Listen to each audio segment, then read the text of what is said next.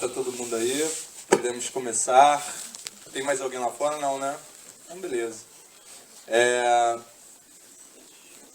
Hoje a gente encerra o ciclo de conversas sobre poesia contemporânea, que começou quarta-feira com Gregório do Vivier e Domingos, que está aqui hoje também na plateia. Ontem tivemos Paulo Henrique de Brito e Lucas Viriato. E hoje a gente tem o prazer de receber a Bruna e o Alberto Pucheu.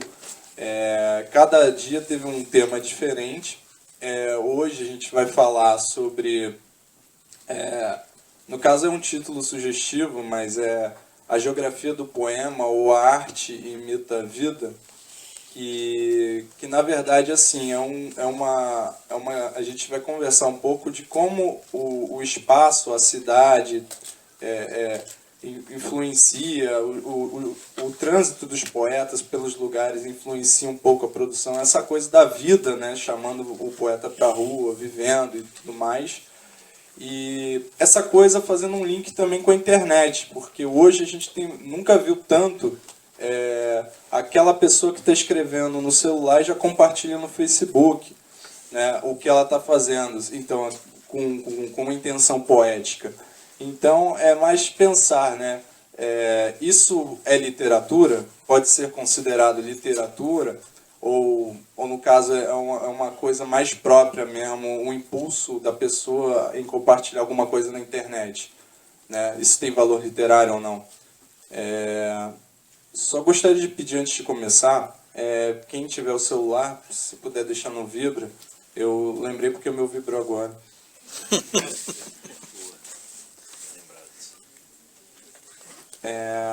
Vou apresentar fazer o currículo deles. Bruno, você quer se apresentar? É porque ontem eu fiz a vontade do Chacal e eu acho que não ficou bom. Você quer se apresentar, tipo, explicar, assim, autor não? Então, Alberto, você quer enquanto eu pego aqui a cola? Não, achei aqui, ó. Peguei. Vamos lá. Então, vamos lá. Apresentar os convidados. Só antes, assim, eu geralmente dou uma explicação por que eu escolhi as pessoas, assim, uma explicação que passa um pouco pela minha questão, meu crivo pessoal, como eu fui curador. A Bruna, no caso, eu conheço a Bruna há bastante tempo, antes dela publicar um livro. Assim, no caso, a gente meio que foi junto, assim, a gente acabou experimentando muita coisa juntos, assim, tipo, Não, peraí. Não, foi mal. Entreguei. Não, mas assim, a gente começou na mesma levada, na mesma época. Ela saiu na frente, publicou muitos livros. Ela publicou 4 livros de poesia até eu publicar meu primeiro, né? Até eu achar minha voz, ela já estava no quarto, já estava best-seller já.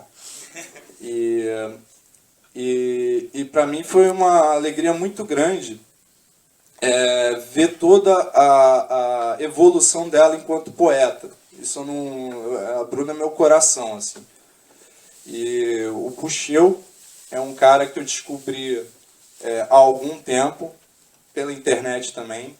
Ainda bem, salva a internet. Apesar de tudo, salva a internet. E o Pucheu é um dos caras que tem essa alma comunista, né? Digamos assim. Porque é um cara que, se você entrar no site dele, você vai encontrar todos os livros dele disponíveis para download, grátis. Sim, tá lá. Quem quiser ler, por exemplo. Eu cheguei nele assim. Eu descobri a literatura, no caso a obra do Pucheu, assim. Então foi uma grata surpresa conhecer o Pucheu. Agora eu vou falar quem são mesmo.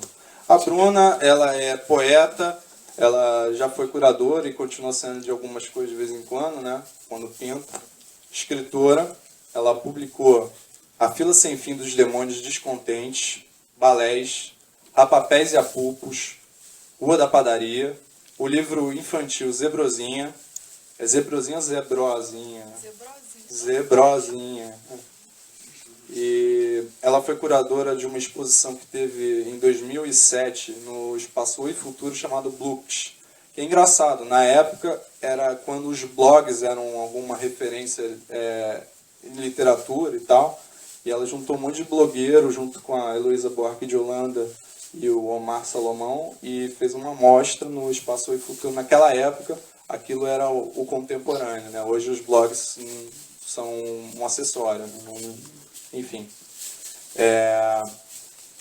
E hoje, atualmente, ela ministra oficinas de criação e intervenção poética por todo o país, fazendo oficinas e tudo mais, e possui crônicas e poemas publicados em diversas antologias bilíngues. Quer fazer alguma correção? Não? O Puxeu é poeta, ensaísta, professor de teoria literária da Universidade Federal do Rio de Janeiro, cientista do nosso estado pela FAPERJ e pesquisador do CNPq. Enquanto poeta, publicou Na Cidade Aberta, Escritos da Frequentação, A Fronteira Desguarnecida, Ecometria do Silêncio, A Vida é Assim, Escritos da Indiscernibilidade, A Fronteira Desguarnecida, que no caso seria uma antologia de todos esses outros livros. E o último que ele publicou de poesia se chama Mais Cotidiano que o Cotidiano, em 2013, né? E ele é autor de diversos ensaios também sobre literatura contemporânea. Essa é a apresentação oficial dos dois. Deixa eu pegar a cola aqui, dois. Então, vamos começar com aquela primeira fala que eu fiz, já tinha lançado para vocês, assim, tipo, como é que vocês... primeiro, vamos falar assim, eu reconheço tanto no seu trabalho, Bruno, quanto no do Puxeu, uma evolução da poesia, assim. No caso, o Puxeu, os primeiros trabalhos, eles são muito relacionados à cidade, ao espaço urbano, tem muita característica tanto o ritmo dos poemas, quanto a temática, o cotidiano, é muito forte, muito presente, e acaba indo para outras coisas até que o Puxeu fez, daquele lance das fotografias e tal, das pichações em cidades, que você teve esse olhar livre para ver a poética além do livro, do espaço comum, né, e tal, e do lugar comum. E a Bruna também, eu acho que o primeiro, ele tem todo uma voz muito forte, assim, do que foi sua vivência, assim, naquele momento, assim, de ser era Sanja, que você morava antes, São João do Meriti, vir para o Rio, passar por vários lugares e tal. Então ele tem uma voz que entrecorta várias outras coisas, e depois eu vejo que ele vai virando outra coisa, assim. Quando já vira uma outra coisa, tipo Rua da Padaria, que é um outro extremo. Assim, já tem uma outra Bruna ali, eu percebo. E aí eu queria saber o quanto vocês acham que essa vivência, quanto a vida puxou, foi mudando vocês, assim, a literatura de vocês, talvez. Muito profundo?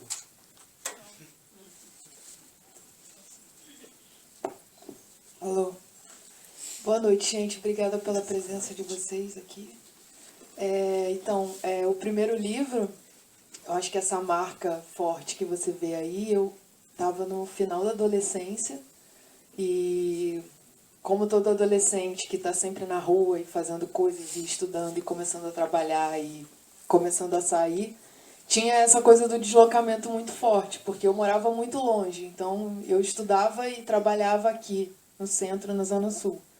Então, era eu passava muito tempo em ônibus, em trânsito. Então, eu tinha que usar esse tempo de alguma forma. Então, eu acho que ali está todas as minhas aspirações e todas as minhas inspirações de começo, sabe? É um livro que eu coloquei todos os poemas que eu escrevi desde os 16 anos. Então, era bem apaixonado, assim, bem intenso, e eu misturei tudo e não sabia o que eu estava fazendo mesmo, porque era um primeiro livro, então fui ali no instinto e fiz o livro. O Balés eu escrevi ele meio aqui, meio em São Paulo, porque eu mudei para São Paulo com metade dele pronto. Então já era outro momento, já era eu saindo da casa dos meus pais e saindo do Rio e indo para São Paulo morar sabe Deus onde, com amigos, sabe? Primeiro emprego, aquela coisa toda. E o Rapapés, vou resumir bem resumido, né? Sim. O Rapapés são os poemas que ficaram de fora da fila, que é esse aqui, que está fazendo 10 anos esse ano. Foi 2006 que eu lancei. E o Rua da Padaria, acho que já a Bruna morando em São Paulo há 6, 7 anos. Então, eu fiz o contrário, assim, eu fui resgatar a minha casa, a casa que meus pais moram até hoje, a minha rua, a rua da minha infância. Então, dei esse afastamento clássico e consegui voltar para... No meu primeiro livro não tem quase nada, assim, do meu bairro, eu acho, sabe? O Rua da Padaria é voltando, assim, para província. Pro útero. Pro útero, né? Tá respondido? Boa noite a todos, obrigado também pela presença. Uma alegria ver tanta gente conhecida também, né? Tantos amigos. É uma alegria também estar com a Bruna aqui também, uma poeta de quem eu sou leitor há tempos, há 10 anos, desde o primeiro livro, né? E que tenho bastante admiração pela poesia dela. Parabenizar o Caio também, né? Pela realização do próprio evento, quer dizer, acho que é sempre importante uma intervenção da poesia, né? E não à toa, talvez a pergunta dele tenha sido sobre a questão da cidade, né? Assim, já como esse próprio evento aqui, como evento de uma intervenção urbana da poesia, como um modo da poesia intervir, né? Também na vida urbana de uma cidade, né? Para algumas pessoas, pelo menos. E de fato, a cidade, na minha poesia, tem um lugar muito, muito forte. Quer dizer, o primeiro livro é na Cidade Aberta, o segundo livro tem uma parte que se chama Na Cidade Aberta, o terceiro livro tem uma parte que se chama Na Cidade Aberta, né? Tem um poema significativo para mim que se chama Sebastianópolis. Então, atravessa a minha poesia como um todo, não só a cidade como tema, mas aquilo que para mim era o que eu mais pensava fazer, o que eu mais queria fazer, assim, era tentar conseguir, sobretudo, uma sintaxe urbana, né? Quer dizer, como de alguma maneira você trazer uma sonoridade polifônica da cidade, quer dizer, onde você ouve uma quantidade brutal de sons simultaneamente, como é que você faz isso na sintaxe, né? Quer dizer, então, para mim, de alguma maneira, se a cidade como questão, como tema, sempre foi decisiva na minha poesia, tem esse lado, para além do tema, que é o lado do modo de escrita, querendo ser ele próprio um modo também urbano, né?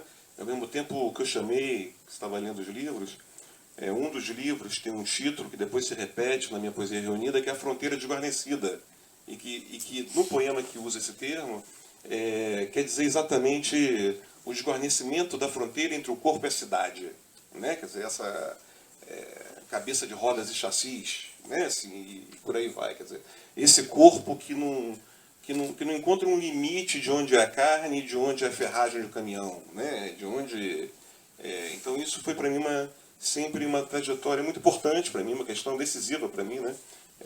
A da cidade nesses níveis todos. O último livro, que foi depois de um intervalo de 8 anos, eu fiquei 8 anos sem escrever, a gente estava comentando,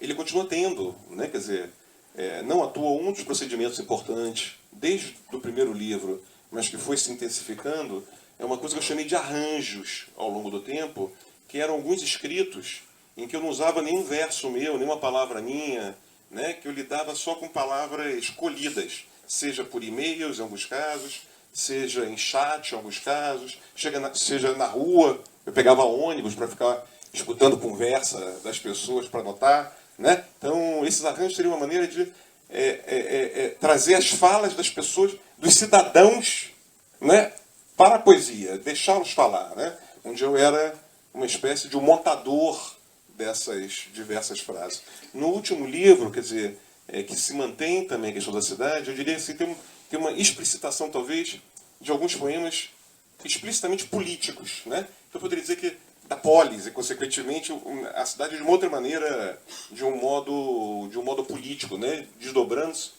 para uma dimensão explicitamente política, Eu não estou dizendo com isso que antes não era político, é claro que era, porque se é da cidade obrigatoriamente é político, mas no último livro ganha um perfil mais declaradamente. Tem um poema, por exemplo, que para mim é decisivo, que é o poema para ser lido na posse do presidente, por exemplo. É só para dar um exemplo dentre vários que eu poderia dar. Tem um poema que é feito, que é um arranjo também, de frases tiradas do livro do Breivik, que é aquele dinamarquês que matou 70 jovens, né, assim, em Utóia, né, e do Wellington Menezes em Realengo, né, que tem os vídeos dele, fui pegando frases dos dois e montei. Então, decisivamente urbano, político, é um arranjo também, não tem? Então, nesse sentido, a cidade seria.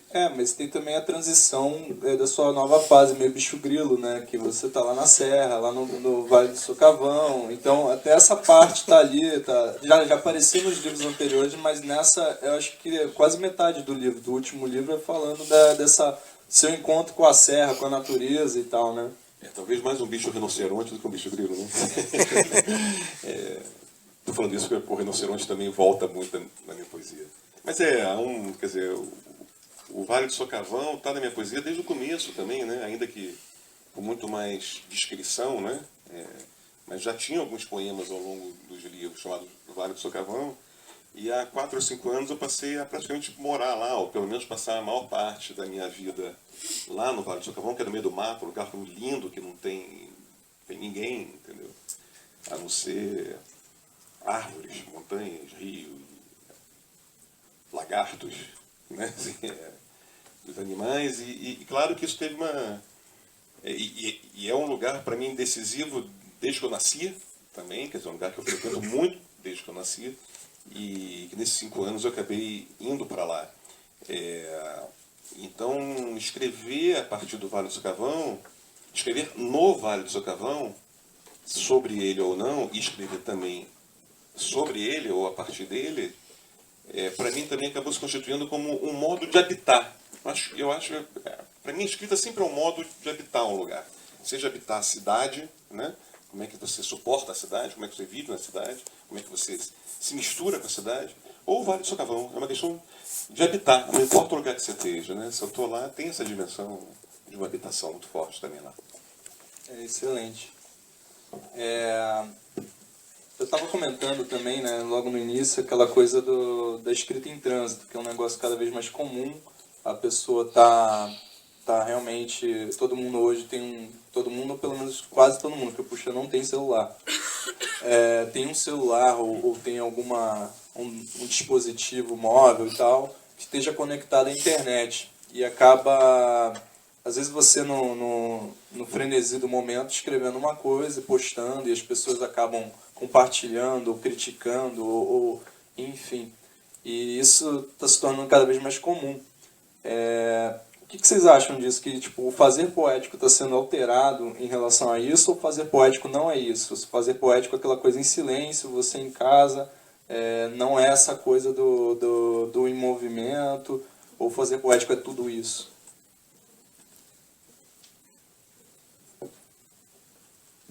Eu acho que está sendo alterado porque a vida está sendo alterada, né? Por isso tudo. E acho que o fazer poético, ele sofre consequências, mas sofre ajustes também. Eu acho que o fazer poético é tudo, é você anotar no celular, anotar no papel, e eu acho que não vejo muita separação, sabe? Não acho que alguma coisa... Você não acha que os momentos se diferem, não? Que momentos? Um momento você reflexivo em casa, às vezes em algum lugar sozinho, ou você no meio de uma multidão, ou de um acontecimento, e tentando transformar aquilo em poesia naquela hora. Assim. Eu acho que a gente tem muito menos espaço para solidão, né? E muito menos tempo para si, tempo para reflexão. Eu me vejo tentando me concentrar e colocar disciplinas para eu fugir um pouco desse turbilhão, que é uma coisa que engole você, é muito difícil. Então, procuro ir para lugares... É muito louco isso, né? Porque eu fico pensando que daqui a um tempo as pessoas vão pagar para irem para lugares que não tem internet, né? Esse hotel não tem Wi-Fi, esse hotel não tem 3G, não pega, sei lá, sabe? Eu acho que vai virar um luxo você não ter esse tipo de distúrbio na sua vida. Porque é um distúrbio que também sei lá, te deixa mais nervoso, mais ansioso. E o que você tinha perguntado mesmo, por último? Do tempo, não? Não lembro. Se tivesse com o celular aqui agora, eu procurava.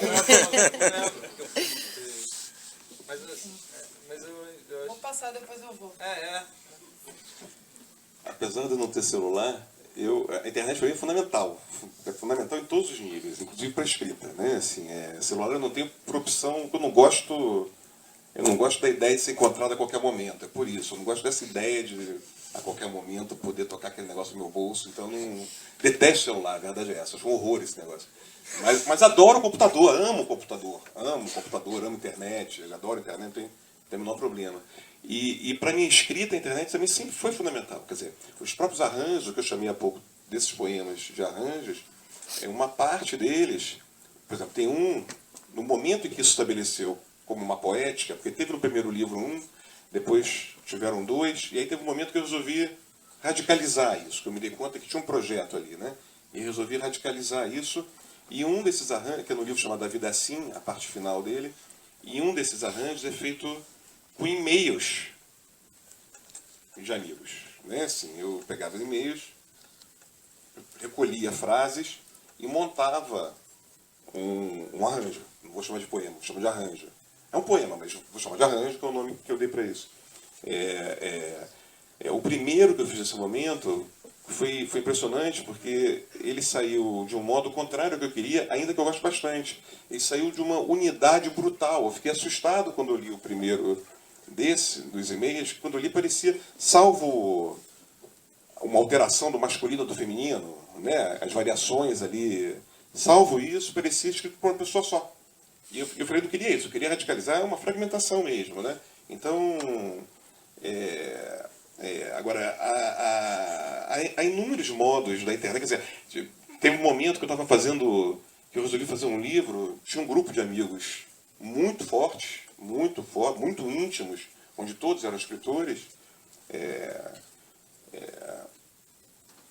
eu, Caio, o Chico, o Renato, né? Assim, era um grupo... o Cláudio, né, era um grupo ali que trocava muito e-mail, e todos os e-mails eram coletivos entre os 5 do grupo. E sem falar para eles, eu comecei a fazer um livro com as experiências sexuais, né? Eróticas, né, dos e-mails que rolavam. Um contava uma história, outro contava outra, e sem falar para eles, eu fiz um livro inteiro que eu chamei O Livro de Hoje do Amor. Né, e ficou pronto, quando ficou pronto eu mandei para eles. Eu mandei para eles esse livro. E aí fui proibido de publicar. Me proibiram de publicar o livro. Esse livro não foi publicado até hoje. Até hoje esse livro não foi publicado. Chamava-se O Livro de Hoje do Amor. Título de uma das partes do livro novo meu, né, de uma parte amorosa, erótica, que se chama O Livro de Hoje do Amor. Né, assim, que é esse livro que falta, digamos assim, esse livro da falta, do lugar da falta, né? Do lugar da própria falta do livro. Hoje de manhã eu acordei, essa coisa do socavão, eu estava aqui no Rio, mas essa coisa do socavão, e o socavão tem um nome, socavão, que para mim é um nome muito impressionante, o que o nome diz, né, e a própria sonoridade do nome, né, além do sentido do nome, além do lugar, habitar um lugar é habitar um nome, de alguma maneira, né, é habitar um modo de dizer esse lugar e um modo de falhar no dizer desse lugar, né, dessas duas coisas. Qual é o sentido de socavão? Pois é, socavão quer dizer, as montanhas têm bacias, os ocos debaixo delas, os vazios, né, os ocos, um cavo, um vão, né, em que quando chove, a chuva atravessa a terra e fica armazenada nesses vazios, nesse socavão. O socavão é isso. Ela se armazena ali, é uma montanha, consequentemente a água vai descendo, quando a água encontra uma saída, é a nascente, né? É a fonte. Quer dizer, para a história da poesia, para a história da filosofia, a fonte sempre foi metaforicamente usada para o lugar da origem. Então, o socavão, na verdade, é a origem da origem, né? É a origem, é o antes da origem, digamos assim. Só que, obviamente, a água do socavão vem da chuva. Então, também está tudo sempre pelo meio. Mas hoje de manhã, essa história de socavão, da palavra socavão também é uma palavra que eu acho lindíssima. E essa denominação, porque hoje em dia só se dá nome para as coisas, para os lugares, nome de pessoas, né? É um horror isso. Quer dizer, é um horror. Você não dá um nome... Qual é o nome que você escuta de um lugar? Qual é a força que esse lugar impõe ao nome? Isso não tem mais, é o contrário. É a força de um nome próprio qualquer, de alguém que se estabelece por sobre o lugar, aniquilando o lugar, nominalmente falando, né? Então, para mim, é decisiva essa coisa. E hoje eu acordei de manhã querendo fazer um poema, né, dessa história, do sentido do socavão, que isso está me acompanhando já há um tempão, há anos querendo fazer esse poema. E, anos atrás, eu lembrava de ter lido no Rosa que o Rosa usava a palavra socavão, no Grande Sertão Veredas, né? E hoje, estou falando isso para falar o que eu vou falar agora, Sim, sim. da internet. Não, tranquilo. E aí hoje eu acordei, fui no Google, Grande Sertão Veredas, peguei o Grande Sertão Veredas online, né? Na busca, socav, aí a primeira vez que o Rosa usa Grande Sertão Veredas, o socavão, a frase, está o livro na minha frente. Aí beleza, usei, né? Pego. A segunda parte, né? Aí vai lá, buscar de novo. Acho a segunda. O Rosa usou 5 vezes a palavra socavão, ou alguma variação dela, socavar, né? Aí fiz um poema a partir disso. A partir disso, por causa da internet. Então a internet, para mim, é decisiva hoje. É decisiva para escrever. Em todos os sentidos. De busca, de troca com pessoas. Facebook, desculpa, vou terminar agora. Há um tempo atrás, não, porque isso é tão decisivo para mim. Há uns 3 anos atrás, uns 2 anos, eu e o Maurício, que é um poeta também, ex-orientando meu, né, desde sempre, a gente inventou um termo no Facebook. Ele postou um sonho dele, a gente comendo e comentei, aí surgiu um termo na conversa, o termo pós-tema, né, que para a gente é o poema, postagem, pós-poema. Tudo isso junto, né? É o poema, postagem, pós-poema. Então, por exemplo, a partir de um certo momento, para mim, eu começo a escrever poemas, vários deles começam a ser escritos no Facebook, como uma postagem, escrito ali imediatamente, né? Como o Facebook é um estímulo para mim muito grande para escrever. Eu não escreveria muita coisa que eu escrevo de poema ou de postema, né? Se não fosse Facebook, por exemplo. Quer falar alguma coisa, Bruno? Pode falar. Não, eu vivi muito isso também com os blogs na época. E até o meu 2º livro eu colocava tudo na internet, editava 1000 vezes, várias vezes, tudo, usava muito isso. Mas depois eu não consigo mais usar. Hoje em dia eu não consigo mais. Não consigo nem no Facebook botar um poema. Acho que eu fiquei envergonhada, não sei. Do processo, sabe? Não consigo mais abrir o processo. Mas também pode passar, né? E pode surgir outra... Eu gostava do Tumblr, que você podia misturar foto, imagem, então dava mais possibilidades. Mas eu voltei todo o meu processo, ele é totalmente, assim, de edição do livro, ele é totalmente offline. Mas claro que a internet também eu me perco e às vezes eu quero saber uma informação e de repente eu tô com uma ideia 39 cliques depois. Mas eu acho que todo mundo passa por isso, né? Sim. Eu ia até comentar alguma coisa que o Puxu falou, agora eu esqueci, mas daqui a pouco eu lembro e eu pergunto. Vocês acham que o interesse por poetas, assim, pelo menos com poesia, aumentou um pouco em função da internet? Assim, hoje a gente tem muito poeta, tipo, eu brinco até na apresentação do livretinho, que acho que todo mundo hoje tem um amigo que é poeta no Facebook, assim, parece que virou meio que deu uma popularizada um pouco nisso, ainda que a gente não conheça, mas assim, e ontem o Paulo e o Lucas estão falando disso, da rede dos poetas, que os poetas mesmo, eles já veem que uma pessoa escreve, já adiciona e acaba virando aquele, né, panelinha, né, o panelaço, né? E vocês acham que, assim, aumentou o interesse do público leitor em função da internet? Tipo assim, é porque diminuíram as distâncias do cara que está lá no Amapá conhecer o seu trabalho, ou o cara está lá nos Estados Unidos, ou enfim, você acha que isso aumentou o interesse das pessoas no seu trabalho, no trabalho de vocês? Sem dúvida. Eu acho que todo mundo sempre teve... Não acho que existam mais poetas hoje. Eu acho que hoje você tem onde mostrar o seu trabalho. Na internet, por exemplo. Mas eu acho que todo mundo sempre teve um amigo poeta. Eu lembro que na escola eu era amiga poeta em segredo dos meus amigos. Eles não sabiam que eu escrevia até certa idade. Mas eu tinha amigos que escreviam, que passavam um caderninho cheio de poemas pra gente ler. Não, sem dúvida, acho que a internet é o principal motivo de tudo isso. E também sair da internet para publicar no livro. Sei lá, 10 anos quando eu publiquei meu primeiro livro. Não é difícil a palavra, mas era mais trabalhoso, eu acho, sabe? Talvez mais difícil você publicar um livro, assim. Não tinha edital, sabe? Não tinha bolsa de nada. Não... Hoje em dia você tem bolsa, você tem edital, você... Você bancou seu primeiro? Banquei uma parte do meu primeiro livro.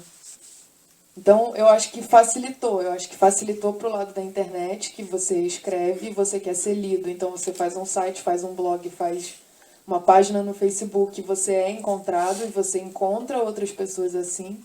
É um mecanismo muito simples, né? Que funciona para tudo na vida. E daí, desse encontro, vira uma revista, vira um livro, vira uma antologia, vira um evento. E, claro, aproxima as pessoas. Eu só publiquei meu primeiro livro mesmo, porque eu comecei a conhecer pessoas pela internet e algumas dessas pessoas me disseram que era possível publicar um livro, porque eu não conhecia ninguém que tinha publicado um livro, eu não fazia a menor ideia do que fazer para publicar um livro. Então, um cara que eu conheci, várias pessoas que eu conheci de vários lugares do Brasil e até de fora do Brasil foram preponderantes nisso. E eu peguei bem esse comecinho, assim, de começar a escrever e publicar na internet. Tem duas coisas, né? Assim, eu acho que uma é a escrita na internet e a outra é a leitura, né? Assim, quer dizer, em relação à escrita, como eu já estava dizendo antes, é fundamental, para mim é super importante, ainda que próxima e diferente do livro, né? Digamos assim. Diferente no sentido de que no Facebook, por exemplo, você posta um poema hoje, ou postema, né? Ou alguma coisa.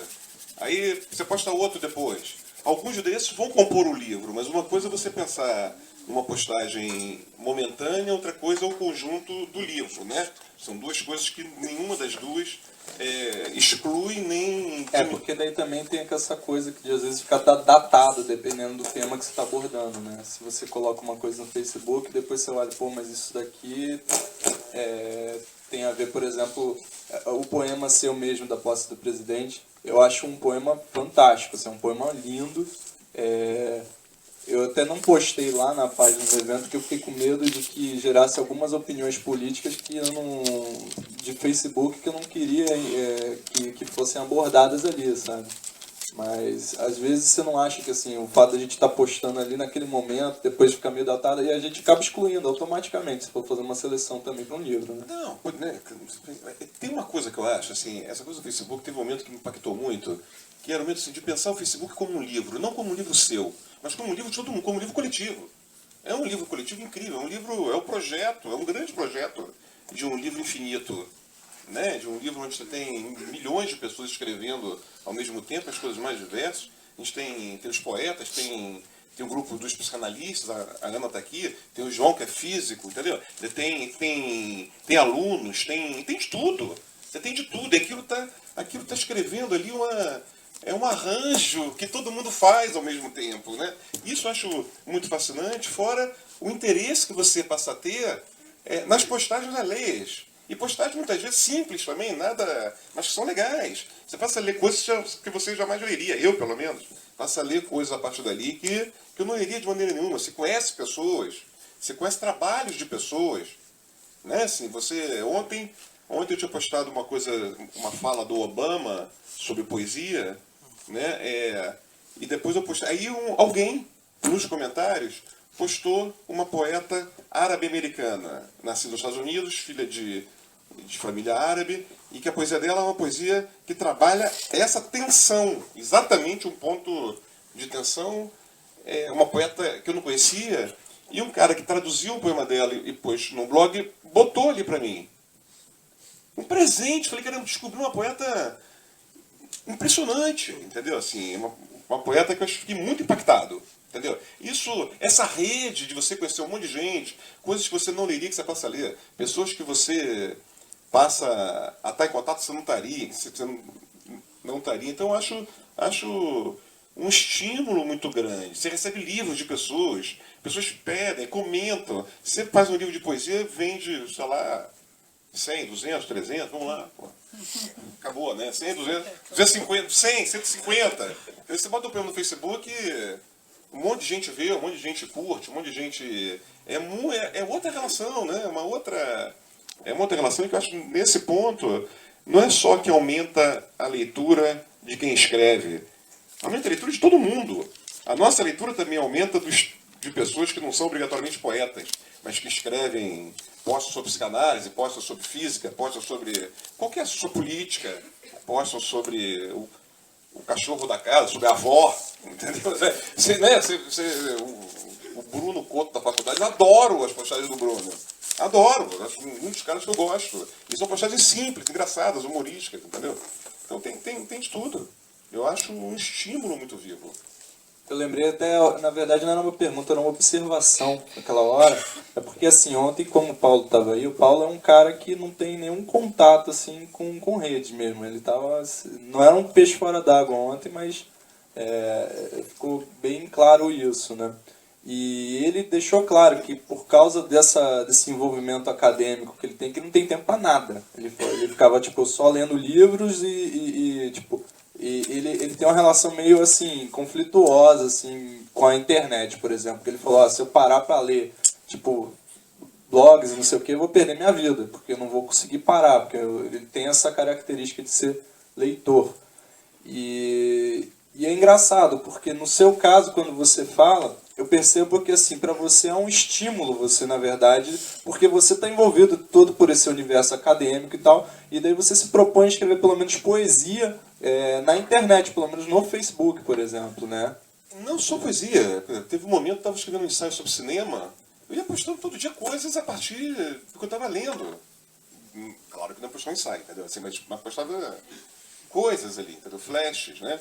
Assim, Agora, também por outro lado, também é verdade que eu tenho ficado muito socavando. Socavão, a internet é quase... Tem internet lá? Tem uma... Um brilho. Qual o nome? Tem o quê? Um brilho de internet. Não, nem brilho não, uma sombra. É opaco, não tem quase nada, né? Ela é inteiramente submetida à natureza, inteiramente submetida à natureza. É uma gambiarra total, entendeu? Então lá também eu uso muito pouco. Lá eu uso muito pouco também, entendeu? Assim, o uso lá é muito mais contido, é muito menos, eu acordo de manhã cedo, cedinho, de madrugada ali, acordo, vejo, entendeu? E depois ela é boa de manhã, lá é melhor, depois ela não gosta, depois ela vai dormir quando eu acordo, entendeu? Então quando eu tô aqui no Rio, eu tô conectado em tempo integral se eu estiver em casa. Estou estudando, estou lendo, estudando, entendeu? Filosofia, teoria, literatura, e o Facebook está aberto, entendeu? E tem isso ainda, quer dizer, além do mais, hoje boa parte dos livros que eu tenho, quer dizer, boa parte não, muitos dos livros que eu tenho, são em PDF, que eu estou lendo no computador também. Então são baixados no computador, né, assim, estou lendo no computador o livro, com o Facebook por detrás, eu leio um pouco, daqui a pouco dou uma olhadinha, aí volto pro livro, entendeu? Então aqui no Rio é assim que eu vivo aqui no Rio. Estudando mesmo, mas aí vai intercalando. Vai intercalando, entendeu? E tudo isso não afeta, academicamente eu estudo pra caramba, assim, tem uma coisa ali de, não é que eu fico perdendo tempo na internet. Procrastinação, né? É que eu acho que não se distingue uma coisa da outra. Eu acho que não tem uma oposição entre o mundo acadêmico, o mundo sério, e a internet, a vadiagem, entendeu? Eu acho que não, é misturado. A poesia se mistura com tudo. A poesia não tem um lugar. Né? A poesia, acho que a poesia não tem um lugar, a poesia cria o lugar. E ela cria o lugar, qualquer que seja esse lugar. Não importa, não há limite para a poesia. Né? É a internet, é a rua, é a teoria, são os grandes escritores, é tudo, é a vida. Porra, obrigado, cara.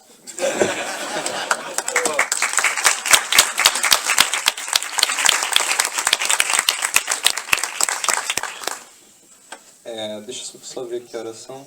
Não, ainda dá pra fazer alguma fala aqui antes. Vocês acham que assim, aquele tipo de poesia que a gente tinha... Porque assim, é muito louco também, né? A gente, ainda falando um pouquinho só de internet, mas é só de leve, assim, não é pra aprofundar muito, não. A gente tem dois tipos, né, de pessoas que hoje fazem poesia. Que é aquele pessoal que ainda fala da lua, da estrela, aquela coisa mesmo parnasiana, né? Mas assim, eles acreditam que eles têm essa coisa mais contemplativa e publicam na internet e tal.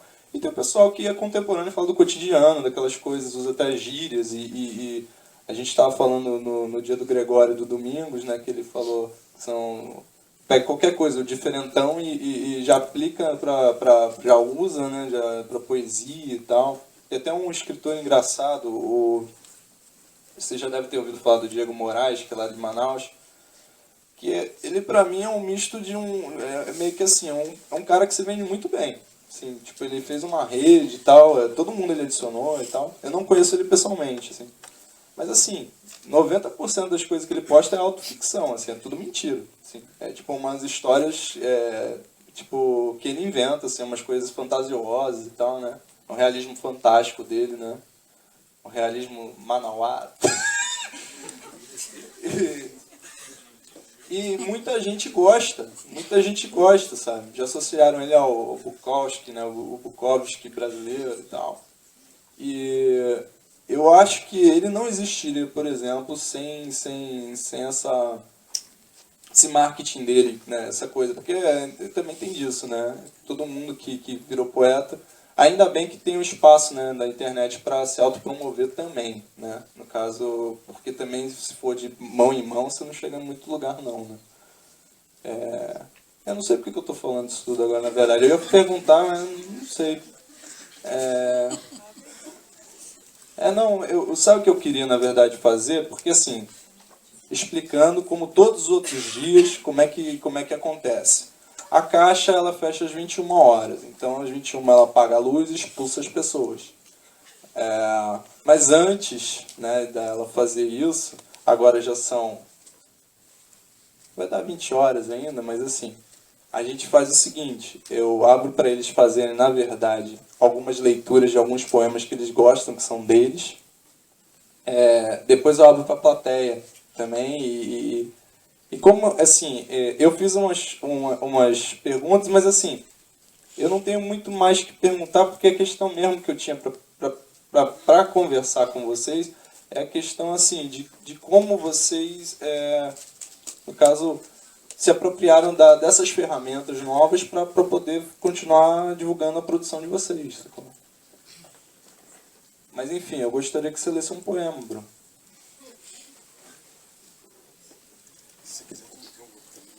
E se vocês quiserem, na verdade, porque assim, o negócio aqui não é rígido, tá? Se vocês quiserem propor alguma pergunta, pô, cara, pergunta isso aqui, por favor. É porque eu não sei, acho que dá pra abrir uns hiperlinks aqui.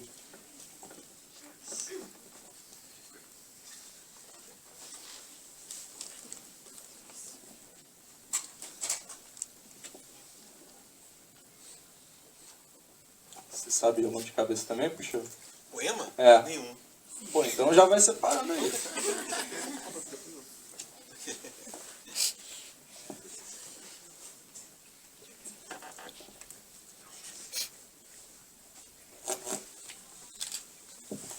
Nossa, que engraçado, que emoção voltar a esse livro e fazia tempo que eu não lia nada dele.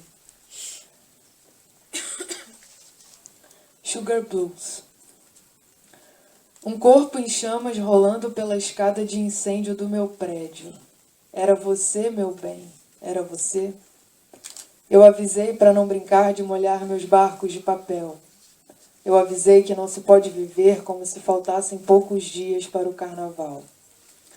Você indo embora com o foco da coqueluche aliviando a vizinhança. Você subindo aos céus com os passarinhos mortos por crianças más com estilingue. Era você se desfazendo na doce baforada da janela aberta numa manhã de calor? Era você em pó, em papel picado, no tapete do asfalto, na roupa branca dos médicos e no antigo toldo do açougue do andar de baixo. Agora eu vou rezar pela sua alma, por um emprego novo e por um vício a menos, enquanto passeio pela cidade de ônibus circular numa quarta-feira de cinzas. É estranho ler esse poema porque um amigo meu musicou e agora eu vou ler, vem o ritmo na minha cabeça, sabe? Então eu fico quase cantando, sempre quase cantando. É incômodo, aí eu perdi o meu próprio ritmo, eu acho, de leitura. Mas tranquilo. Você sabe que agora também eu esqueci de perguntar isso, mas eu tinha pensado isso quando a gente estava no hotel. Depois de você fazer um comentário que às vezes as pessoas não estão familiarizadas ainda com esse livro em específico, com como é que pintou o nome também. Mas aí você comenta só por alto, assim. Puxeu. Estava na dúvida do que ler, mas eu vou seguir a sugestão, né, porque você queria que eu lesse. Faça né? o que você quiser. Eu Cara. tinha pensado em ler um poema, mas é um poema muito longo para ler também. Já falei muito, não vou ler um poema muito longo além do mais. É um poema novo, inédito. Não pode ler mais. Né? E o Caio tinha pedido que eu lesse um poema antes, e que eu vou ler porque o Caio pediu.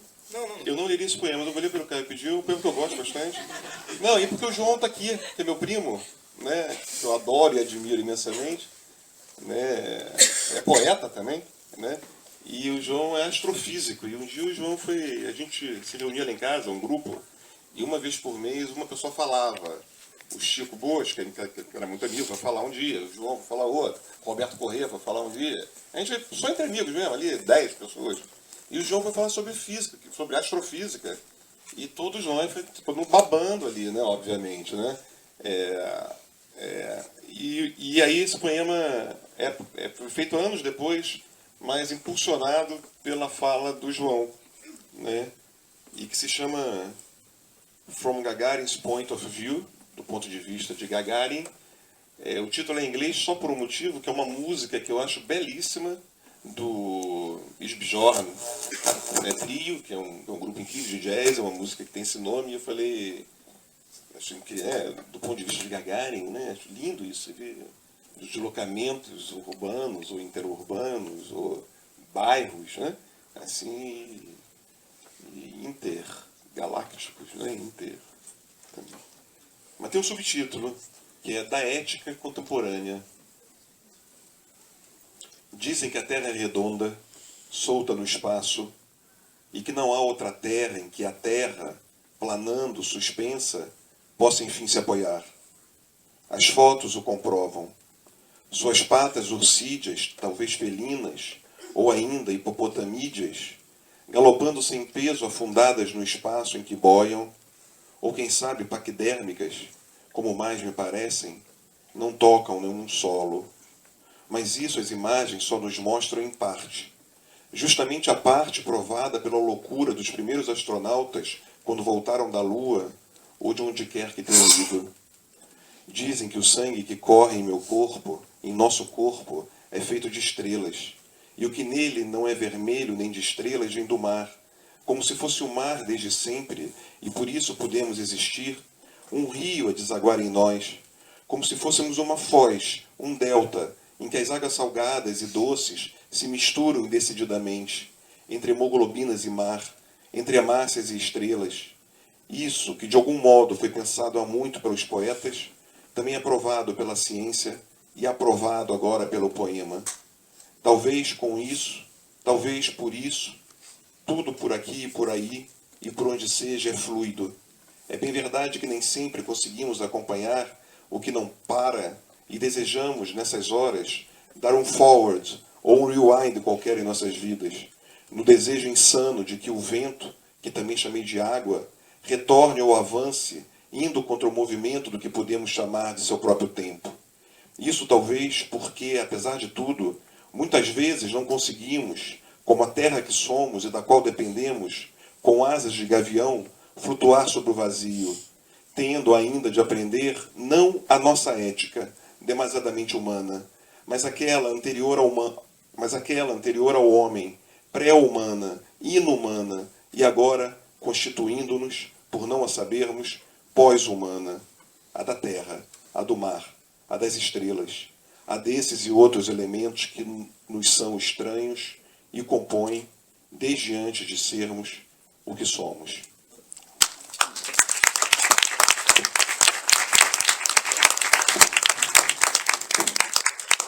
Pode ler mais um, Bruno. Eu faço questão.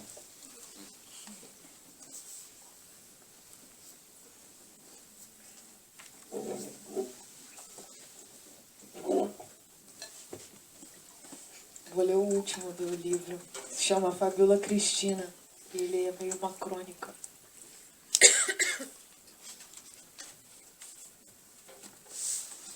Cresci com os morcegos de uma antiga amendoeira do quintal. De ponta cabeça, da meia-noite em diante, observando o movimento das bocas de fumo e dos pais de família voltando do trabalho. E com os mendigos no pátio de uma clínica de reabilitação abandonada na rua de trás, eu brincava de fingir de morto e de fugir do hospício pelos muros laterais. Me chamavam Bebê Tarzan, Bebê Diabo, outros Bebê Mascote, de uma quadrilha de tráfico de drogas da Baixada Fluminense. Só porque eu brincava com os vendedores de cavaco chinês, de cortina, panela e colcha de tergal, às sextas-feiras no portão da frente da casa da minha avó, que na verdade eram atravessadores de artesanato do Nordeste para um distante bairro curiosamente chamado Centenário.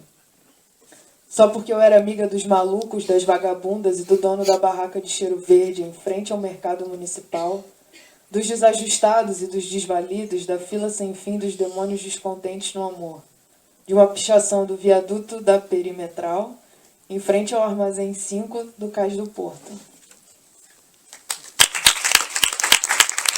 Obrigada.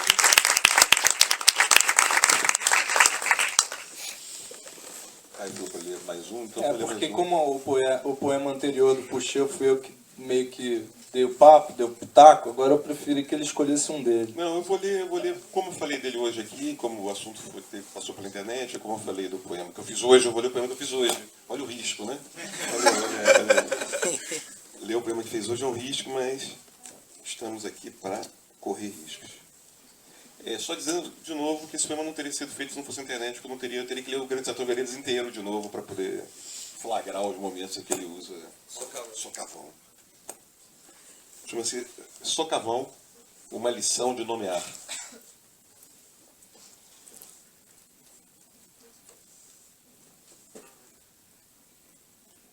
Guimarães Rosa o escreve de alguns modos.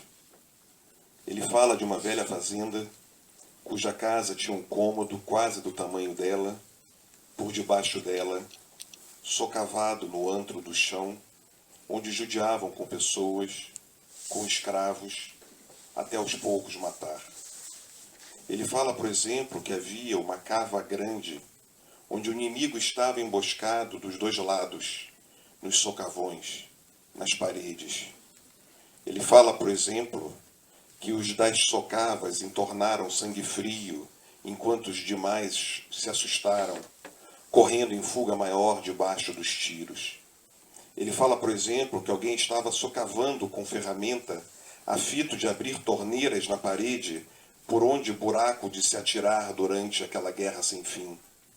Ele fala ainda que eles não saíam dos solapos, dando cria feito bichos em socavas.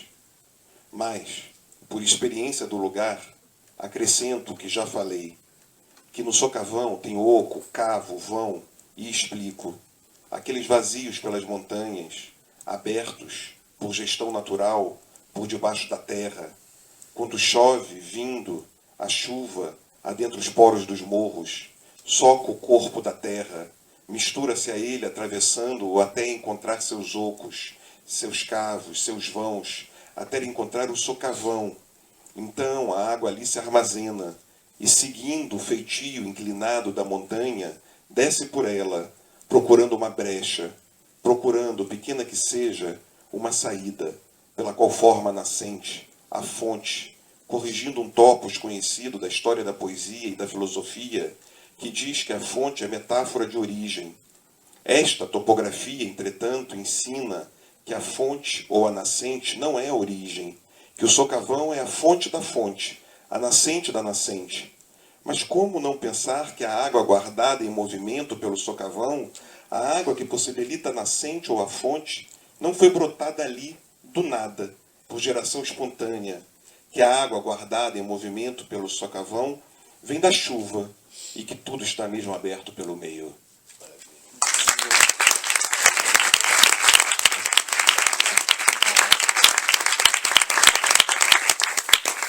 Só para lembrar, no caso o Puxeu não trouxe livros. A Bruna trouxe, quem quiser comprar um livro e pegar depois aqui um rabisco dela e tal, um autógrafo, mas o Puxeu ele disponibilizou, está acessando o site, albertopuxeu.com.br. Tem todos os livros dele disponíveis para download grátis, inclusive os de ensaio, eu acho. Eu acho que é .com sem BR. Acho que sim. Mas digita no Google lá, Alberto. BR, sim. Mas chega lá e não sei se os de ensaio, mas os de poesia. Então, aí ó. Só que não tá, porque a Zug não mandou para mim ainda, mas vai mandar. O Sérgio manda, eu acho. O Sérgio manda. Uma hora. Então, é isso. Agora eu vou abrir para vocês, quem quiser fazer perguntas, fique à vontade. Só levantar o braço, o microfone vai. Boa noite, meu nome é Luiz, adorei sua última poesia. Puxeu, dá minha fala, por favor. O que me chamou a atenção foi quando você fala do seu trabalho, você fala de uma forma muito visceral, muito apaixonada, muito dinâmica, muito fervente. Ao habitar o socavão, você vivenciou aquele momento, aquele ar. Você respirou da floresta, observou. Até um ambiente um tanto quanto tranquilo, pelo que você comentou. Agora, quando você comenta do seu trabalho quanto à cidade, você coleta informações. Eu percebi que é mais um trabalho observador, analítico, que você vai observando, anotando, juntando. Mas há um envolvimento visceral, visto que na cidade é um frenesi, é uma loucura. Como você, poeta, fica no seu interior? Eu acho que o poeta está sempre no exterior de si, esse é o problema, né? Por isso que tudo é visceral, porque você está o tempo todo atravessado pela cidade, e atravessado pelo socavão, e atravessado pelo que quer que seja, né? Você está atravessado, o poeta é atravessado. O poeta é o atravessamento, né? E não importa, a oposição socavão e cidade não é uma oposição poética, quer dizer, acaba sendo também, mas não é uma posição de habitação, porque seja na cidade ou no socavão, essa abertura está colocada. A diferença é que no socavão, de fato, é o que você falou, o socavão é um lugar tranquilíssimo. E na cidade você ouve a política, como você reage no seu interior. Porque você está ouvindo a conversa, você ouve questões políticas, posicionamentos sociais. No socavão você ouve pássaros, ok. E quando você lidar com esse âmbito das questões, das opiniões, na sua cabeça, como isso funciona? Você coloca no papel, é o poeta, mas e na sua cabeça artística? É essa a pergunta. Não, de novo, quer dizer, eu vou tentar te responder um pouco pela tangente, assim. Uma vez eu estava atravessando a rua no Maitá, atravessei a rua Maitá, na rua, não tinha calçada no lugar, em frente ao Corpo de Bombeiro, eu atravessei, fiquei ali no meio, abri o sinal. E aí eu estava ali no meio da rua, os carros passando de um lado, passando do outro lado. Aí eu estava ali, aquela coisa, aquela confusão, sentindo fumaça, né? Aí quando fechou o sinal de novo, eu atravessei de novo a rua. E aí, no caminho, veio um verso para mim, que era... Não vou lembrar agora. Eu contei essa história que eu achei que fosse lembrar. Mas é isso mesmo que agora eu não vou pegar também. Mas veio um verso. Uma máquina de carne caminha por entre os carros. Ok. Esse verso veio. E para mim, não sei como que é para a Bruna, para mim, assim, o que é impossível é você começar um poema. Isso é inteiramente externo, não está na tua mão. Entendeu? Não tá. O comer, pra mim, a não ser que seja um arranjo, mas aí tudo bem. Aí eu vou lá, pego as frases, monto, né? Mas tirando os arranjos, não tá na minha mão começar um poema. Esse é o drama do poeta, né? Assim, por isso você pode ficar 4 anos sem escrever. Por isso você pode ficar 8 anos sem escrever um poema. Entendeu? Porque não tá na tua mão. Entendeu? Assim, depois que você começou o poema se faz. Depois que começou, você trabalha, é trabalho. Aí é trabalho. Depois, pra mim, depois que começou o poema, é trabalho. Eu vou fazer esse poema. Não importa, posso começar, posso ir ao banco, posso ir ao banheiro, posso sair com os amigos, posso fazer o que quiser, que não importa. Vai sair o poema. Eu não sei como, mas ele vai sair, entendeu?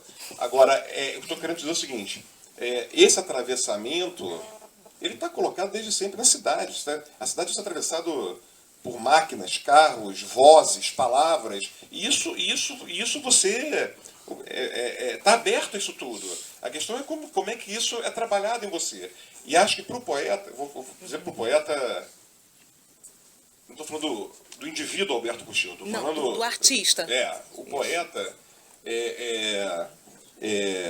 não se coloca essa questão de uma cabecinha, né, de uma cabeça minha e do poema. Pode ser. Esse é o problema do poeta. O poeta não sabe quem é, quem si mesmo é. Você não sabe o que dizer, você não sabe o que você pensa. Contrariamente, todo mundo acha que o poeta fala bem, que o poeta pensa. O poeta não sabe pensar, o poeta não sabe falar. O poeta é aquele que não sabe falar. E que quando ele escreve, é ali que ele está se colocando. Só que ele não sabe quem ele é. E aí, olha o dilema, você está fora de você, entendeu? Você está ali fora. Alguém? Também. Boa noite aos poetas. Eu quero dizer, dar meu testemunho por gostar tanto de poesia. Eu reservei um espaço na minha casa dedicado à arte de modo geral, mas tem o título como a Casa da Poesia. Entendeu? Então é o seguinte, eu lamento muito de não ler nenhum poema, nem conhecer, nem ler nenhum poema do poeta, porque se depender de mim, a internet já estava morta e enterrada há muito tempo. Então é o seguinte, enquanto é poeta aí, eu vou comprar um livro seu, porque é indispensável, vai ter oportunidade, já que está presente, eu vou conhecer a sua obra e vou ler com o maior prazer. Enquanto houver livrarias abertas, e eu recomendo quem não conhece uma livraria ali na rua Senador Dantas, Cultura, e outras mais, Saraiva, que a gente puder entrar, se locupletar pela beleza, pela riqueza dos livros, eu jamais vou dar importância à internet. Muito obrigado e parabéns ao momento da internet.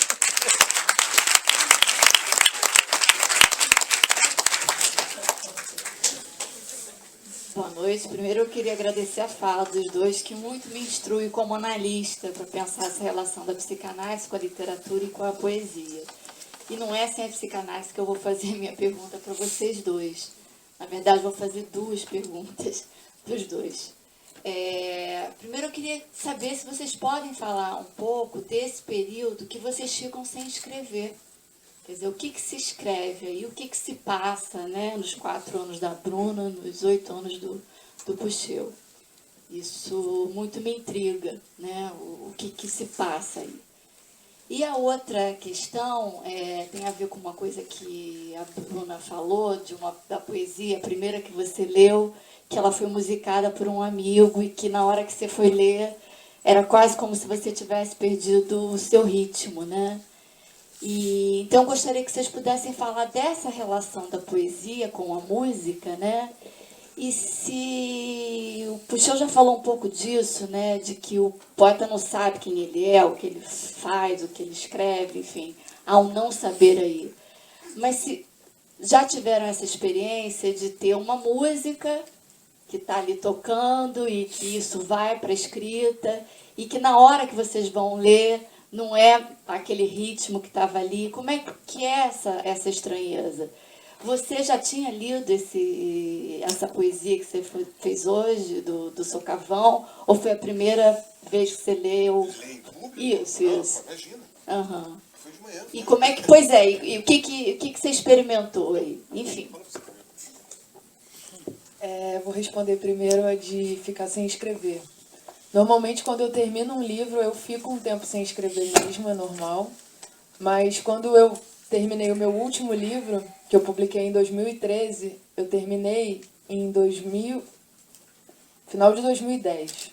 E eu fiquei com ele muito tempo guardado, e fiquei sem editora, e tive um monte de problema, e eu já tinha esquecido, assim, já tinha feito de tudo com esse livro, sabe? Amigos já tinham feito músicas também, inclusive o Dimitri, que está aí, e a Cristina gravaram um poema do Rua da Padaria. Então ele já tinha virado música, já tinha feito o livro todo à mão, já tinha experimentado os poemas em outros suportes, e ele estava lá guardado, eu nem sabia se ele um dia ia sair.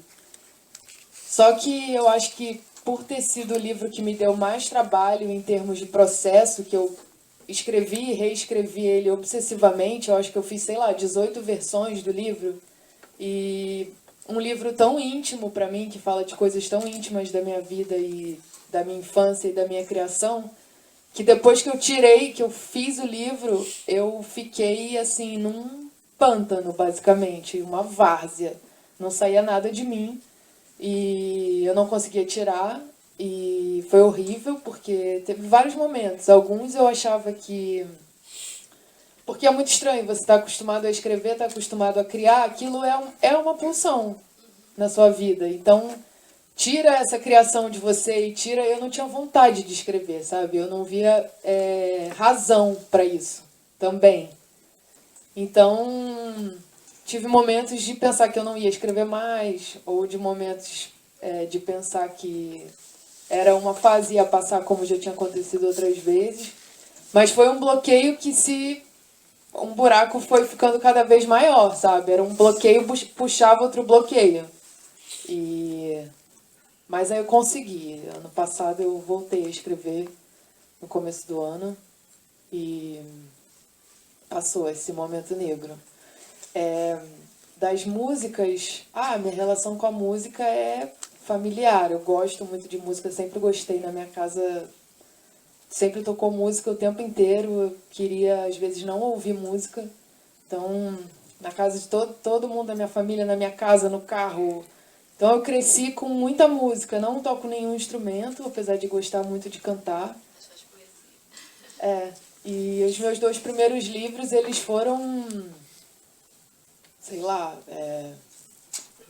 Tem muita trilha sonora, sabe? Os meus 2 primeiros livros. Então, na adolescência, eu escrevia ouvindo música e depois eu usei a música para criar os meus poemas. Hoje em dia, eu não consigo mais. Separo. Escrever, ouvir música. Mas eu acho que ouvir música é uma das coisas que eu mais faço na vida. Então, ler e ouvir música e, sei lá, dormir. Mas...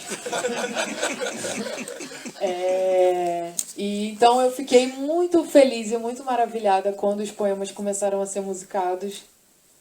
E porque eu gosto muito. E eu gosto até de cantar os meus próprios poemas. Falei pra caramba, hein? Quem diria?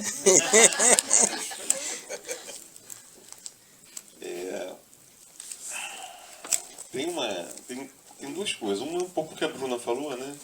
Que é essa coisa do fim do livro, né? O momento do fim do livro. E todo fim do livro, para mim, eu jurava que jamais escreveria um livro de novo, em poesia. O Caio, que é um grande amigo desde sempre, né? E tem um trabalho de poesia nosso que foi, um certo momento, muito próximo do outro, um lia tudo do outro. Meira. Caio Meira. Não sou eu, não. O Caio Meira. Pois é. Agora Caio Meira. O Caio escreveu sobre um livro meu em algum momento e falou que eu era um poeta moribundo, porque eu vivia dizendo que morria, né? Mas um livro eu nunca mais vou escrever, nunca mais... Mas é verdade, a sensação é essa, né? Mas enfim, acho que a tua pergunta não era sobre isso. Isso a Bruna falou também. Para mim, a questão de ficar 8 anos sem escrever, ela se deu pelo ingresso na universidade para dar aula. Né? Assim, se deu no momento em que eu fui dar aula e você dá aula, ainda que você está lendo os mesmos livros que você poderia estar lendo como poeta, não é isso que muda, isso é rigorosamente igual. Acho que muda o modo que você lê, né? E o modo como você tem que falar, né? Quer dizer, enquanto a poesia é um trabalho, na maior parte do tempo, silencioso, digamos assim, né? A sala de aula é um momento tagarela, é um momento que você tem que tem que inventar um discurso, tem que criar uma fala. Você está lendo um livro, né? Claro que você vai falar, eu digo assim, você está propondo um curso a partir de um certo texto, você está falando, claro que você sai dali, você improvisa, você, né, tudo ali, mas tem um momento que você tem que retornar. E mesmo que você sai dentro desse contexto, né, do que está sendo colocado ali. Você está estudando um determinado assunto, um determinado tema, e a improvisação que você pode fazer é a partir disso, a partir do estudo, a partir das questões suscitadas por esse texto específico, né? Mas existe um certo compromisso, ainda que inventivo, né? Mas há um compromisso com isso que você está trabalhando. Eu acho que a leitura do poeta é uma leitura que você lê para sair do que você está lendo, né?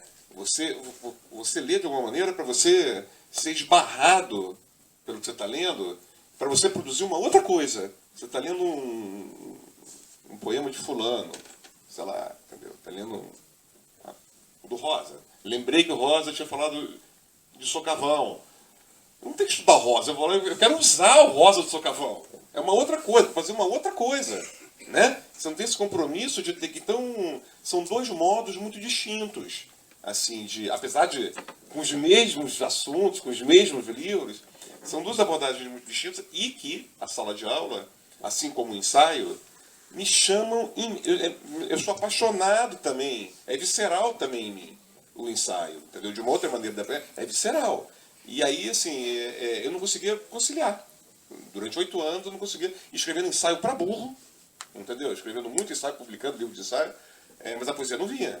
E aí foi quando, logo no começo, 2 anos depois desse momento do começo, eu me dei conta, não, se antes o pensamento teórico, a filosofia era importante para a minha poesia, né, agora a minha saída é levar o poeta para o ensaio, entendeu? Aí foi quando eu me resolvi. E nesse ponto o ensaio é maravilhoso, porque o ensaio não acaba, né?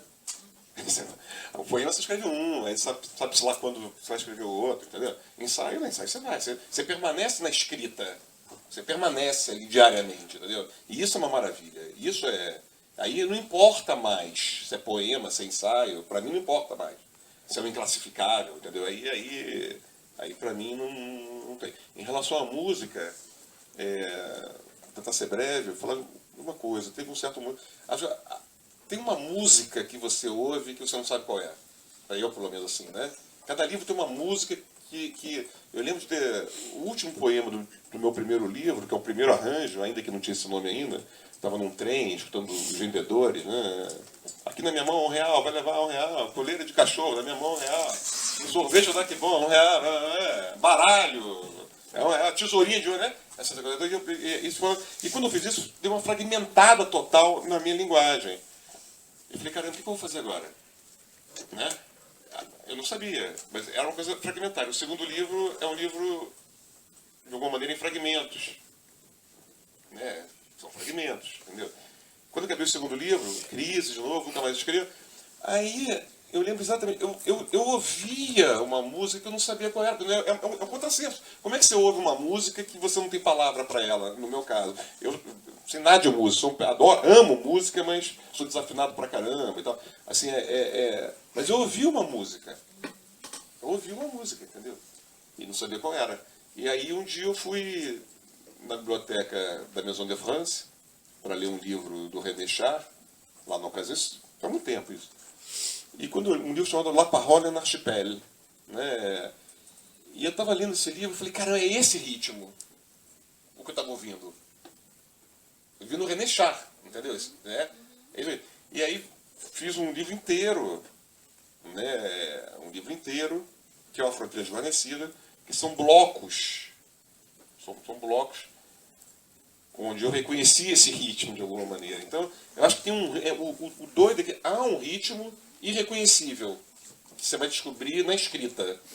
Mas tem alguma coisa antes, não o começo do nada. Tem alguma coisa, tudo que você leu, tudo que você viveu, entendeu? E cada livro tem um ritmo. Assim, o que você quer? Você quer, de alguma maneira, estar ouvindo os versos mais longos, poemas mais longos, entendeu? É verso curto, é verso e prosa junto, é separado. O que é? Entendeu? É questão Porque o ritmo é uma questão fundamental, assim, eu acho. Ainda que você não sabe previamente. Você ouve o que você não é estranho, porque você ouve um ritmo que você não sabe qual é. E só vai saber quando você escreve. Mais alguém?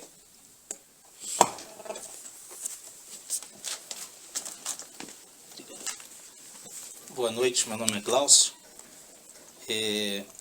Eu comecei a me interessar por poesia na época pré-internet e a participar de saraus e recitais na Baixada Fluminense, lá em Mesquita. E uma coisa que é muito curiosa é que alguns poetas, que ainda hoje não utilizam computador, essa coisa, eles comentam que há um certo ressentimento, porque são reconhecidos na sua localidade, no seu meio geográfico, mas não têm o reconhecimento fora dele, né? Entenda-se, não tem o reconhecimento no centro da cidade, no centro do estado. E hoje, com a internet, isso acabou um pouco, porque, como bem disse ontem o Lucas, a internet não tem cor, a internet não tem fronteira. E a minha pergunta para vocês, dentro dessa experiência que vocês têm, será que agora, com a internet, criando uma nova geografia, será que finalmente o primeiro lugar da aldeia vai ser maior que o 100º de Roma? Aquele silêncio.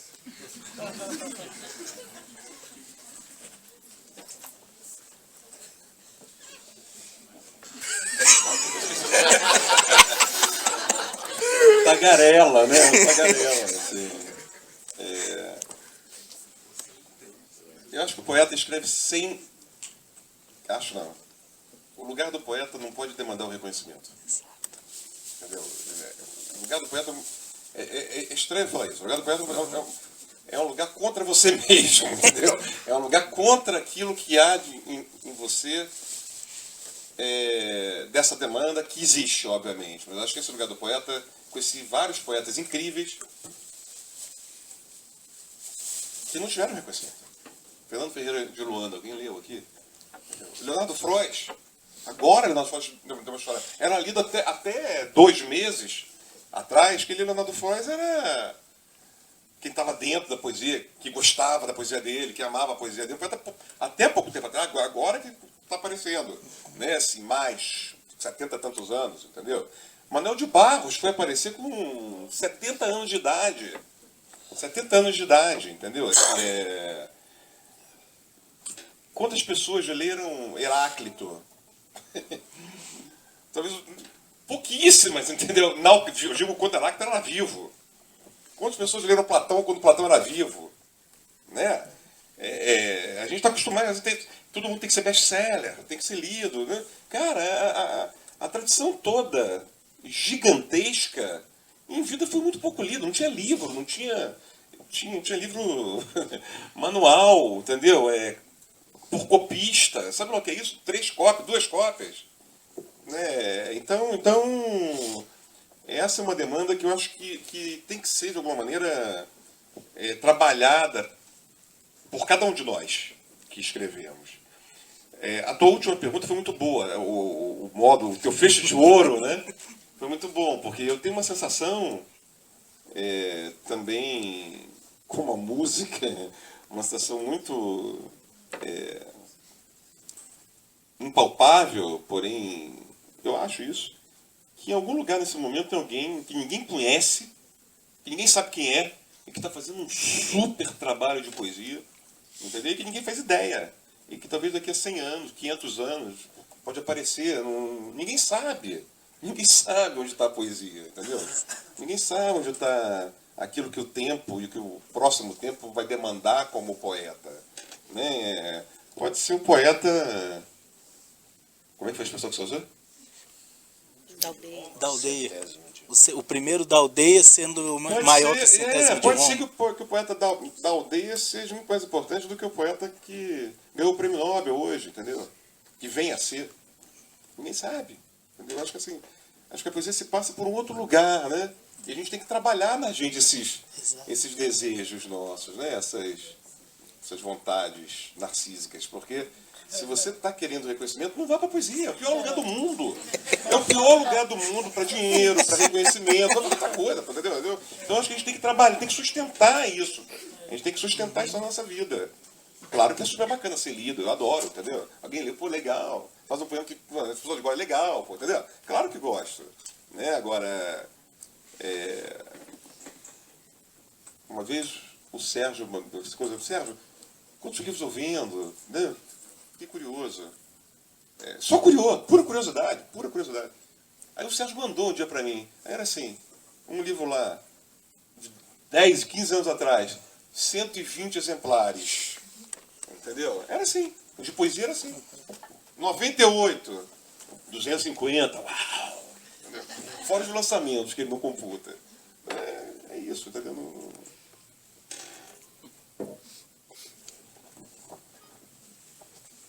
Tem acho que só mais uma pergunta aí. Tem uma ou duas. Não, então, deixa eu só...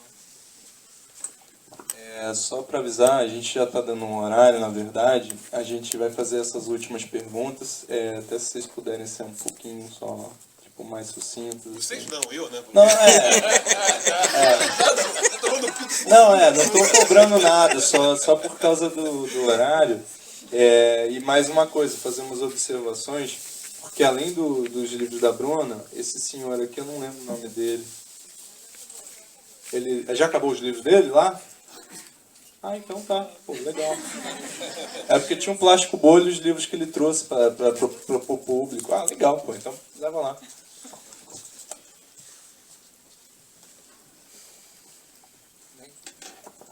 Olá, boa noite. Minha pergunta é rápida. Tem, assim, na história dos poetas, né, tem vários poetas que escreviam muito sobre política, eram muito políticos, né? Tem vários exemplos, não vou citar. E ao mesmo tempo estamos vivendo momentos políticos interessantes. Eu sempre fico me perguntando, e é claro que o poeta não tem obrigação de ficar tocando em temas, acho que eles nascem mesmo de dentro do poeta, mas queria saber de vocês como é que vocês lidam com essas questões políticas, se vocês acham que vocês ficam ansiosos por incluí-las na sua poesia, ou tentam fazer isso, não conseguem, ou acham que é um tema que não dá para fazer poesia, coisas do tipo, né?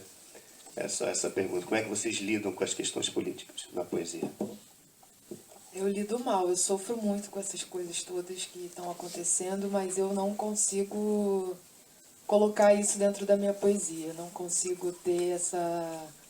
Não achei a minha voz para comentar momentos políticos e acontecimentos políticos.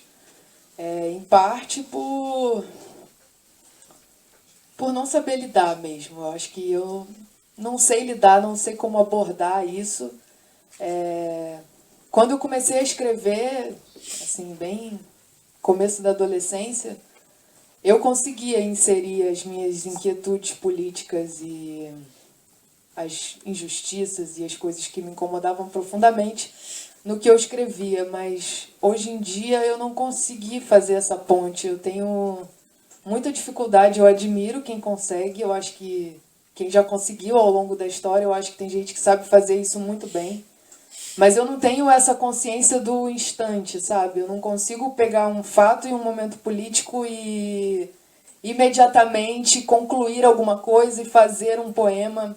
Eu sou muito mais lenta do que isso, sabe? Eu não tenho essa veia da opinião, do comentário mesmo, o comentário cotidiano. Eu não consigo dar muita opinião sobre as coisas ou sobre qualquer coisa indiscriminadamente. E eu também não acho que as pessoas querem saber a minha opinião.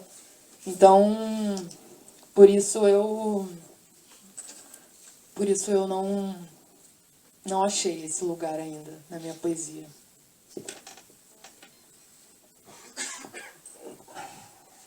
Problema. Uma pergunta dessa... Não, né? 130 caracteres. Até 10... não sei como responder 130.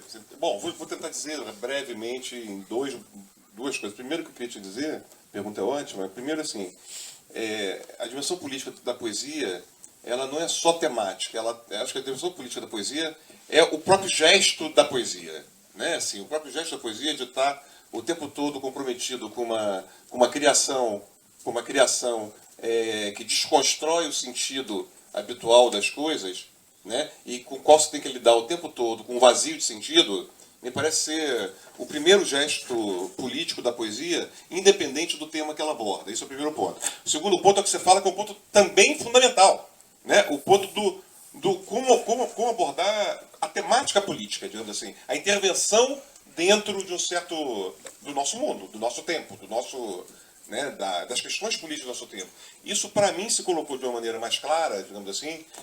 Eu estava dizendo no começo, né, da questão da cidade, que eu acho que essa questão política está implícita, mas para mim se tornou uma questão decisiva para a minha política mesmo, né, no último livro, que tem uma série de poemas, que inclui um poema chamado Poema para ser lido na posse do presidente, né, que saiu publicado no Globo na época, um dia antes da eleição da Dilma, da primeira eleição da Dilma, né, um dia antes, e tem uma série nesse livro, e nesse momento, hoje é meu poema que eu queria ler quando o Caio me perguntou, era um poema novo também, terminado esses dias, que eu venho fazendo alguns meses, entendeu? E que era um poema também chamado Para que Poetas em Tempos de Terrorismo, né? Assim, então, essa para mim hoje, nos últimos anos, eu acho, do último livro para cá, se tornou uma questão decisiva para mim também. A última vai ter? Olá, boa noite. Que emocionante. Bruno, eu tenho uma curiosidade antiga, aproveitar essa oportunidade de perguntar assim, a dois. Os títulos dos poemas do Rua da Padaria, você disse que reescreveu muito esse livro, nesse tempo que ele ficou de quarentena forçado ou não. E, por exemplo, quando você me mandou a letra da Você e a Brisa, ele não tinha nome. E a gente separadamente deu esse mesmo título, Você e a Brisa, porque afinal a música falava de Você e a Brisa, e tem uma música do Johnny Alf que chama Eu e a Brisa, a gente achou que era uma citação e tal. Daí lá no livro do Rua da Padaria, ele se chama Escorrego de Chão, que super a ver. E os seus títulos nesse livro seguem esse padrão, pelo que eu vi, parece que você sorteou, assim, sei lá, não tem nada a ver.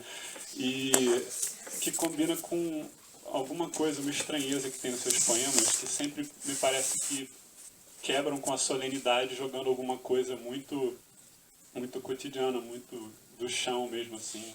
Você nunca se permite se perder no lirismo, assim, né? Sempre joga algum elemento do traficante da esquina, sei lá.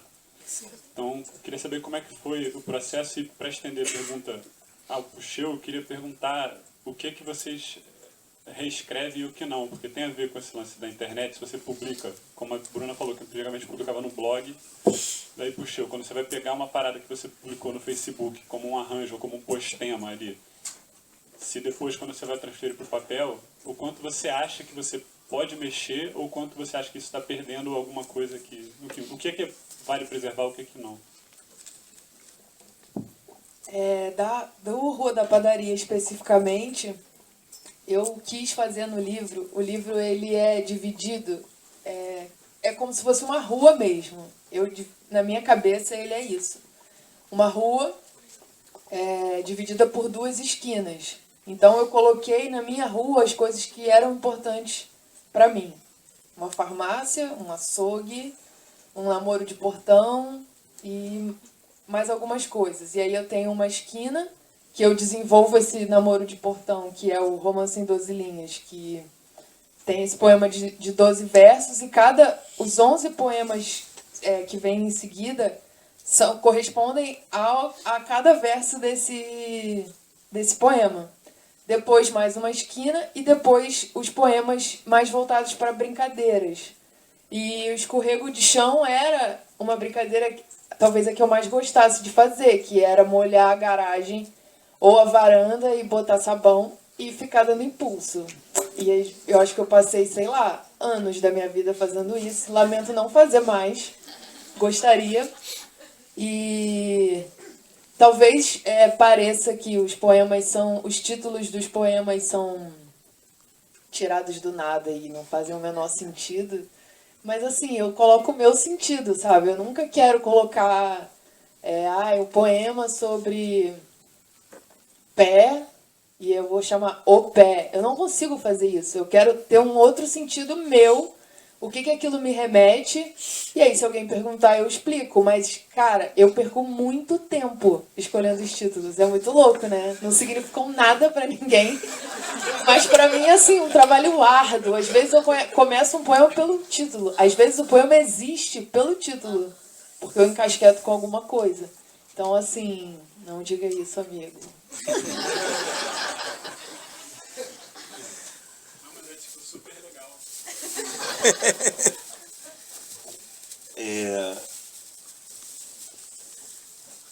Sem sombra de dúvida, Dimitri, assim, o postema ele tem essa coisa, digamos assim, por um certo lado, a priori, uma coisa do momento ali, ainda que antes de eu dar o clique do postar, eu trabalhe o tempo que for até eu achar que o poema tá legal, quando é um postema legal. Tem coisas que são rápidas e bobas mesmo, você quer só postar, né? Mas quando é um postema que eu considero um poema, entendeu? Assim, nesse limite ali do poema, eu trabalho antes de dar o clique final. Eu só dou o clique final quando eu acho que tá bacana. Apesar disso, é claro que depois, quando eu acho que tem que trabalhar, eu vou trabalhar o poema até ele ficar da melhor maneira possível. Para mim, assim, o que importa para mim, a poesia é uma questão de chegar ao meu limite. Ultrapassar, qual é o limite que eu consigo, entendeu? Eu nunca sei esse limite. Então, enquanto eu puder trabalhar um poema para ele chegar ao limite dele, que eu não sei qual é, entendeu? Se eu chegar ao limite dele, poema, eu vou trabalhar. Né? Ser um postema não significa que ele parou ali. Eu trabalho bastante até postar, depois trabalho bastante ou não. O poema de hoje foi relativamente rápido, por exemplo. Sei lá, 1 hora, ali fazendo 1h30, 2 horas, sei lá. Fazendo aí, aconteceu 10:05. Então, mas sei lá, por exemplo, esse que eu estava falando, Para que Poetas em Tempos de Terrorismos, né? Eu postei uma coisa um dia, escrevi uma coisa no Facebook um dia. Aí falei, pô, legal isso. Foi quando teve o negócio da Vale do Rio Doce, né? Falei, pô. Aí outro dia eu postei uma outra coisa que não tinha a ver com isso. 5 dias depois.